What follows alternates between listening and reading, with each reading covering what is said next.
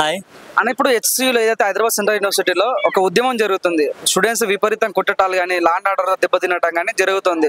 So 400 ఎకరాలు మా భూమి మాకు కావాలని పోరాటం చేస్తున్నారు.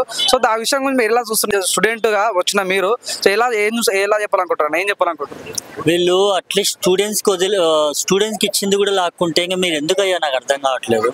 దాంట్లో మీ స్టూడెంట్స్ కూడా ఉండట్లేదు కదా, పక్షులు ఉంటున్నాయి దాంట్లో, సమ్ మూగజీవులు ఉంటున్నాయి. దానిలో కూడా అవి ఎక్కడ ఉంటాయి? మీ ఇంట్లో పెట్టుకొని తీసుకోపోయి, లేకపోతే ఒక్కొక్కడికి పెద్ద బెడ్రూమ్, ఇంత పెద్ద బెడ్రూమ్, కారు ఇంత బెడ్రూమ్ ఉంటుంది కదా, పోయి పెట్టుకోండి, లేకపోతే సరిపోతుంది కదా. ఆఖరి మూగజీవులు కూడా బతికినారు అసలు ఇక్కడ భూమి మీద. అని ఇప్పుడు రాజకీయ నాయకులకు వాళ్ళ ఫ్యామిలీలో పిల్లలకి ఏమైనా అయితే 6 నిమిషాలు వెళ్ళిపోయే వాళ్ళు ఇప్పుడు స్టూడెంట్స్ కూడా చాలా మందికి విపరీతంగా కొట్టటాలు కానీ ఏ విధంగా చూస్తారన్న విషయాలు? అది వాళ్ళ ఇంట్లో వాళ్ళు కాదు కదా, ఆ పొలిటీషియన్ పిల్లలు కాదు కదా. అదే ఆ పొలిటీషియన్ పిల్లలు అయితే ఒక 100 అంబులెన్స్లు ఆ రోడ్డు మొత్తం క్లియర్ అయిపోతుంది, అది పోతుంది. ఆడ పిల్లలు ఉన్నది పొలిటికల్ సంబంధించిన పిల్లలు, ఎవడో ఓటు వేసిన వాడు ఎవడో వాడు పిల్లలు అంతే. వాని గురించి సమానం. ఓటు టైంలో నువ్వు కావాల్సింది నాకు అంతే. ఓటు అయిపోయి నువ్వు గెలిపించినా నువ్వు ఎవడో నాకు అవసరం లేదు, దెంగే అంటారు అంతే, ఏముండదు. అన్న నాగార్జున గారి ఎన్ కన్వెన్షన్ కూల్చినప్పుడు రేవంత్ రెడ్డి మాట్లాడాడు, పర్యావరణాన్ని కాపాడుతున్నా అన్నాడు. ఇప్పుడు అదే రేవంత్ రెడ్డి పర్యావరణాన్ని మొత్తం సర్వనాశనం చేస్తుంటే సో ప్రజలకు ఏం మెసేజ్ ఇస్తారు అనుకోవచ్చు అన్న? ఓపెన్ గా చెప్తున్నా, సినిమా వాళ్ళ స్టార్టింగ్ నుంచి సినిమా వాళ్ళ మీద అన్నాడు.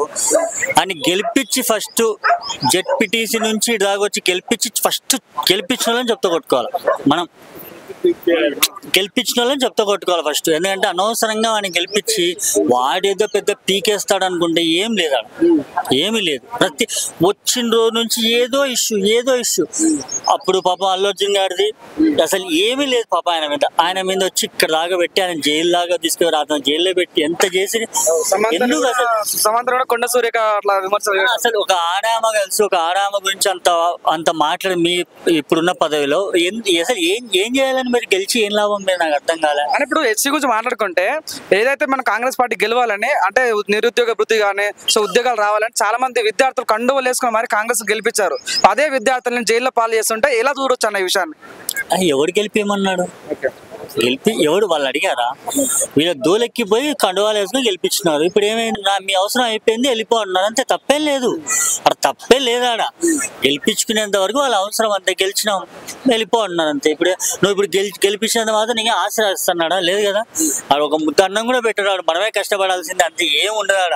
వాళ్ళు ఒకటే. ఎప్పటికైనా రాజకీయ నాయకులు అయినా సరే, ఎవరైనా సరే, డబ్బు ఉన్నాడు ఎప్పటికైనా ఒకటే, మధ్యలో ఎదవలేదు మనమే.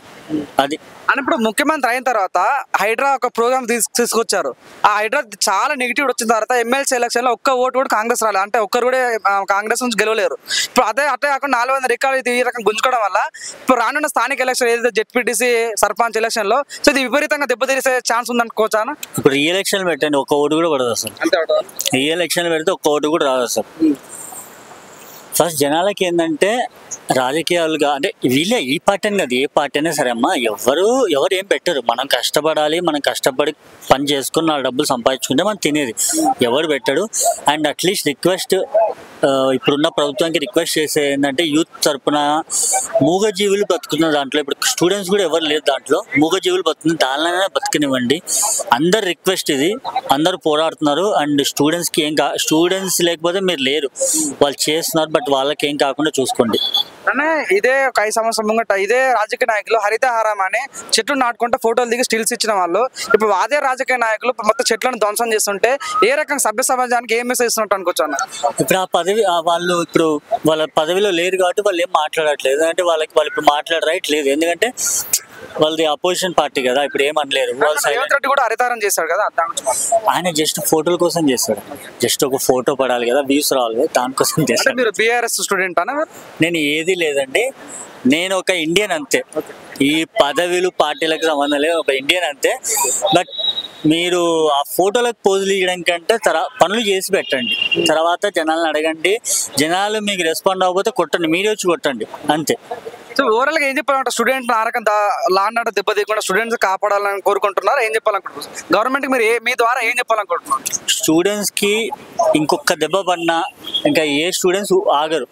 ఇంకా మొత్తం ఎక్కడి నుంచి ఏపీ అయినా సరే కన్నడ అందరూ వస్తారు. ఎందుకంటే ఆల్రెడీ ఇప్పుడు అందరూ ఉన్నారు, అందరూ వస్తారు. ఫస్ట్ ఆఫ్ ఆల్ స్టూడెంట్స్ మీద దెబ్బ పడితే ఇప్పటికి ఆగారు. ఎందుకంటే సరే పోనీ ఎందుకు అనవసరం ఇష్యూస్ అని ఆగారు. ఇంకా లేదు మళ్ళీ మీరు ఇట్లాగే చేస్తారంటే ఇంకా మీ గవర్నమెంటే ఉండదు నాకు తెలిసి. అది మీరు ఆలోచించుకొని దృష్టిలో పెట్టుకొని మీరు ముందుకు వెళ్ళాలని అనుకుంటున్నాను. ఓకే అన్న, థ్యాంక్ యూ అన్న.